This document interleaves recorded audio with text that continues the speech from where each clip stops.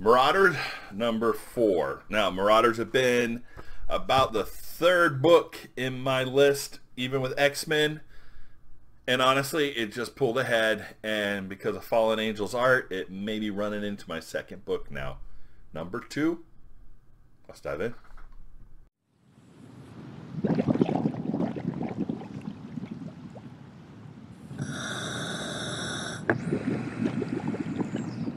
Welcome back to Long Box Diving, where we explore comics and story arcs pulled from the Long Box. Now, Marauders number 4, Gary Duggan and Lucas Wernick, Federico Blee doing the arts. This book was a lot better. Now, the other books, I was really not liking the way Kitty Pryde was written. I didn't like the way it just didn't feel right. And the last story with just Sebastian was okay. It was interesting, but okay. It wasn't fantastic. It was solid. This one was actually a lot better. There were things in it that just made me go, yeah, okay, cool. And I kind of like the way Kitty was in this one a little bit better. It's back a little bit more to a grown-up, more hard-nosed Kitty, but not necessarily a drunk, lush Kitty. So we're seeing, okay. So we start out on an island in Brazil, not an island, a shoreline in Brazil, and you got about the mutant children that are trying to get out, and there's like a blockade, and so as the Marauders come in, here they're playing "That's the Way You Want It." Any way you need it, that's the way you want it. And they're playing the song as they come in to save these kids, right? And you got Pyro on the boat, just flames, with a little Lockheed helping generate a lot of that fire. And he's torching this blockade. He's having a great time doing that. And I'm actually having a great time watching it. It's actually really good. So the kids start running, and then this dude drops out of nowhere, boom! And he's like, and they call him Paragon. Now, I don't recognize that name, Paragon. I don't remember who he is. I don't recognize him as a character. But he's like, you all must serve the state, and you leave your traitors. And they're just like, hey, don't kill us. Well, the fish said something else. And one kid's like, he doesn't speak for me. Yeah, nice call, kid. And then Storm's like, you will leave these kids alone. And he's like, do you really want to? And the grin on his face. So the art here was really okay. It wasn't the best art I've seen. It was pretty good. But that was a good expression here. Where it's like, do you really want to fight with me? Do you really want to chance it? He goes, I don't even know who you are. I love that Storm. Storm's like, I don't even know who you are. Why would I care if I have to fight you? And I don't even know your name. And he goes, this is sovereign land. If you come over, step up. And she's like, all right, fine. There won't even be a fight. Bam! It hits him with lightning, right? And he looks up, and he's like smoking, smoldering. And he's got, discharge of electricity flying around him. And he's like, is that the best you can do? She's like, no, that was just the leader. This is the hit. Bam! Just a boom, right? And I think it's Fish Kid again. It says, you glassed them. And it almost looks like the sand that was coming up and actually turned into glass around him. And that was actually pretty good. So they get all the kids aboard, and they're heading back. And they got the portal, and they send the kids through the portal, and the ship just kind of sails away.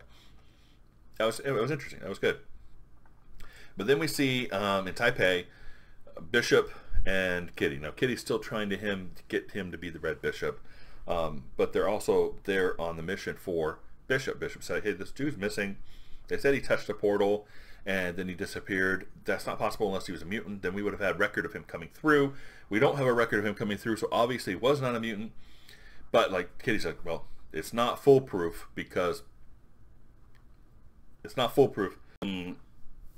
Hate the mutants saying, and mutants are horrible, and so they kind of just dive off the roof, and they're hoping to parachute down and phase into the building. Okay, so they're in tandem, and they're parachuting, but can't Kitty phase through a fall and slow herself down? I thought she could do that, and I thought she could do that with other people.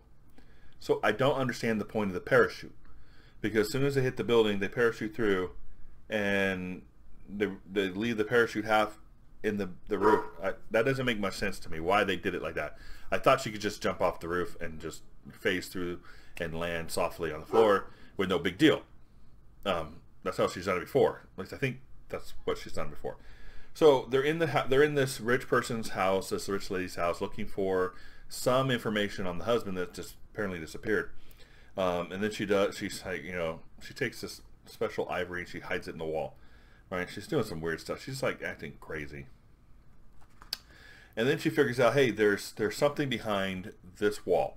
So she grabs Bishop and they phase through and they go into this other room that has a smaller room. So they had a panic type room, and then inside the panic room is another smaller room, and they go into that room and there's the husband. Now the husband apparently is part of the cult that we saw in last issue that are worshiping mutants. He considers them gods. He wants to go to Krakoa so he can worship the mutant gods. But that's not really why they're there. They just want to figure out what happened to the dude. They don't really care about the god thing. They don't want to help him. But Xavier spoke to the entire world. Everyone heard his voice in their minds, and it drove a bunch of them out of their mind. And she's like, we can't just leave him. Bishop's like, we can't just leave him. And Katie's like, no, and we can't take him back with us. Weren't we supposed to be here only for like 5 minutes? Yes. Well, the doors kind of open, and they get ready, and these two ladies come in that look like Lady Deathstrike. They've got the claws and everything like this. Now, they're not very experienced because Bishop and Katie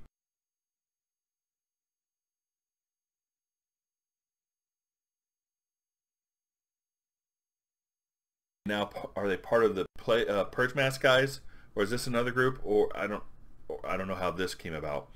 But Kitty hits her with a pillow and phases the pillow into her arm, and then she falls on the ground.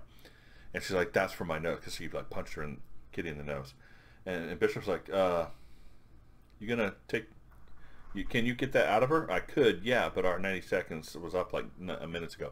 So Kitty phased a pillow into her, left the pillow phased into this woman's body. I think that's probably going to kill her. I don't see any other way around it. She did this with a gun in one episode. Now she's doing it with a pillow. And Kitty's breaking the Krakoan law like all the time. There's no way somebody lives through a pillow being phased into their body. You can't just pluck it out, right? It's now, I don't know. Right, so, and they went to the Taipei arena. The woman's giving a speech, and they stand in front and go, "Hey, here's your husband. Found him. Mutants didn't kill your husband. You hid him in your house in a panic room inside a prison. So you're crazy, and we don't like you anymore, and we never liked you. You're crazy, and you need to stop talking crap about the mutants because it's not our fault that you're crazy." And so they phase out and they leave. Now, they rush the woman out because the crowd's kind of going crazy. She gets on a boat. She goes to Madripoor. And she walks in and she hands a check over to this group of, looks to me like children, who apparently is the new Hellfire Club. So, got a new Hellfire Club, and they look like a bunch of kids, and I don't know who they are, and that's interesting. So, some interesting stuff happened here, some good stuff, some stuff I'm like, still don't like Kitty that much, the way she's written.